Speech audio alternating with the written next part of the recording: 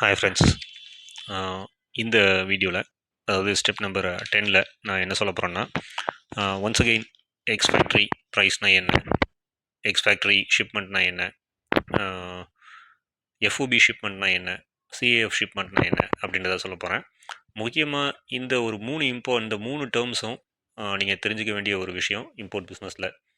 அதாவது X factory shipment இல்லாட்டினா X வேர் house shipment அப்படின்னா அது என்ன ஷிப்மெண்ட் டேர்ம் அப்படின்னா, சைனா சப்ளையருடைய ரெஸ்பான்சிபிலிட்டி அவங்களுடைய ஃபேக்ட்ரியோட முடிஞ்சு போச்சு.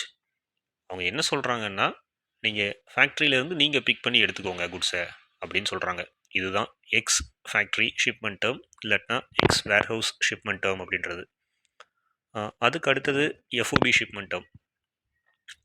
எஃப்ஓபி ஷிப்மெண்ட் டேர்ம் அப்படின்றது அந்த சைனா ஃபேக்ட்ரியில் இருந்து போர்ட்டுக்கு எடுத்துகிட்டு வரணும். குட்ஸை எடுத்துகிட்டு வந்து போர்ட்டில் கஸ்டம்ஸ் கிளியரன்ஸ் ஃபார்மாலிட்டியெல்லாம் முடித்து சைனாலேயோ இல்லாட்டினா வேறு ஏதோ நாட்டிலையோ வேறு ஏதோ கண்ட்ரிலேயோ அங்கே இருக்கிற அந்த போர்ட்டில் கஸ்டம்ஸ் கிளியரன்ஸ்லாம் முடிச்சுட்டு அந்த குட்ஸை எய்தர் ஷிப்பில் ஏற்றி வைக்கிறதா இருக்கணும், அப்படி இல்லாட்டினா இதில் ஏர் ஃப்ளைட்டில் லோட் பண்ணி வைக்கிறதா இருக்கட்டும். அது வரைக்கும் ஆகக்கூடிய அந்த செலவுகள் இதுதான் என்னென்னா எஃப்ஓபி ஷிப்மெண்ட் டேர்ம். அப்போது உங்ககிட்ட ஒரு China supplier FOB shipment term அப்படின்னு சொல்லிட்டாங்கன்னா என்ன அர்த்தம் அப்படின்னா, அவங்க போர்ட்டு வரைக்கும் அவங்களுடைய ரெஸ்பான்சிபிள் கிளியரன்ஸ் வரைக்கும். அதுக்கப்புறமா நீங்கள் என்ன பண்ணிக்கணும் அப்படின்னா குட்ஸை நீங்கள் பிக் பண்ணி எடுத்துக்கிடணும். இப்போது அதுக்கு அடுத்தது சிஏஎஃப் ஷிப்மெண்ட் டேர்ம் அப்படின்னா என்ன அப்படின்னா, எஃப்ஓபி அப்படின்றது எது வரைக்கும் அந்த ஒரு கண்ட்ரி, அதாவது சைனாவாக இருக்கட்டும் இல்லை வேறு ஏதோ கண்ட்ரியாக இருக்கட்டும், அங்கே இருக்கிற அந்த கஸ்டம்ஸ் கிளியரன்ஸ் அந்த போர்ட் வரைக்கும் இருக்கக்கூடிய அதுதான் எஃப்ஓபி அப்படின்றது. இப்போ அங்கே இருந்து சீல நம்ம என்ன பண்ணணும் அப்படின்னா குட்ஸை எடுத்துகிட்டு வரணும், இல்லாட்டினா ஏரில் குட்ஸை எடுத்துகிட்டு வரணும்.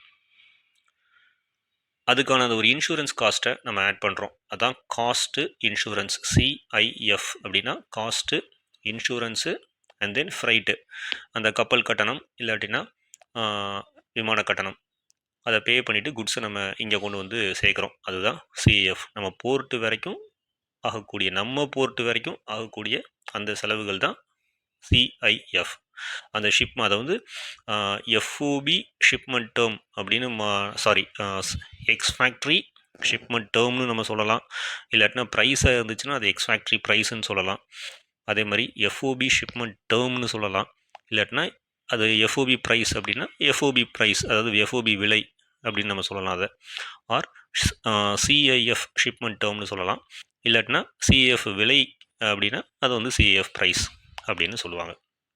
இந்த மூணு டேர்மும் ரொம்ப ரொம்ப இம்பார்ட்டண்ட்டு. இப்போது அந்த சிஏஎஃப் இருக்குது பார்த்தீங்களா, சிஏஎஃப் அதாவது நம்ம போர்ட்டு வரைக்கும் சைனா கண்ட்ரியோ இல்லாட்டினா வேறு ஒரு அந்த நாட்டில் இருக்கக்கூடிய சப்ளையரோ ரெஸ்பான்சிபிலிட்டி எடுத்துக்கிறாங்க அப்படின்னா அதுக்கப்புறமும் இங்கே ஒரு ஒர்க் இருக்குது. அது என்னென்னா, குட்ஸ் இங்கே வந்ததுக்கப்புறமா கஸ்டம்ஸ் கிளியரன்ஸ்லாம் யார் பண்ணணும்?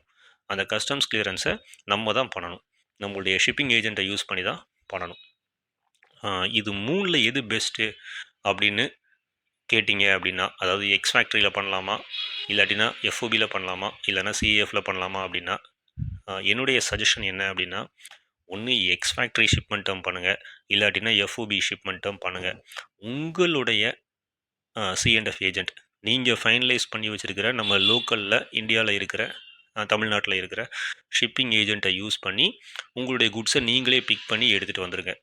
அது வந்து எக்ஸ் ஃபேக்ட்ரி அங்கே இருக்கிற ஃபேக்ட்ரியிலேருந்து நீங்கள் எடுத்தாலும் சரி தான், இல்லாட்டினா எஃப்ஓபி ஷிப்மெண்ட்டு அங்கே இருக்கிற போர்ட்லேருந்து நீங்கள் பிக் பண்ணி எடுத்துக்கிட்டாலும் சரி தான். அப்போ உங்களுக்கு இப்போ கிளியராக இருக்கும். X factory and FOB shipment இது ரெண்டில் நீங்கள் ஏதாச்சும் ஒன்று எடுத்துக்கோங்க. உங்களுடைய சிஎன்எஃப் ஏஜெண்ட்டை நீங்கள் நல்லா டிஸ்கஸ் பண்ணிக்கோங்க. அப்போது சிஎன்எஃப் ஏஜெண்ட் வந்து ரொம்ப ரொம்ப இம்பார்ட்டண்ட்டான ஒரு ரோல் இந்த இடத்துல ப்ளே பண்ணுறாங்க.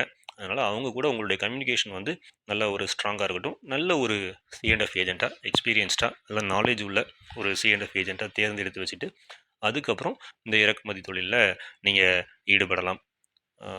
நான் ஏன் சிஏஎஃப் வேண்டாம் அப்படின்னு சொல்கிறேன் அப்படின்னா, சிஏஎஃப் அப்படின்றது சைனாக்காரனோ இல்லாட்டினா வேறு கண்ட்ரிக்காரங்களோ அவங்களே நானே போர்ட்டு வரைக்கும் ரெஸ்பான்சிபிள்னு சொல்லி இது பண்ணுறது. பட் ஆனால் காஸ்ட்டு பார்த்திங்கன்னா அது வந்து அதிகமாக தான் வரும்.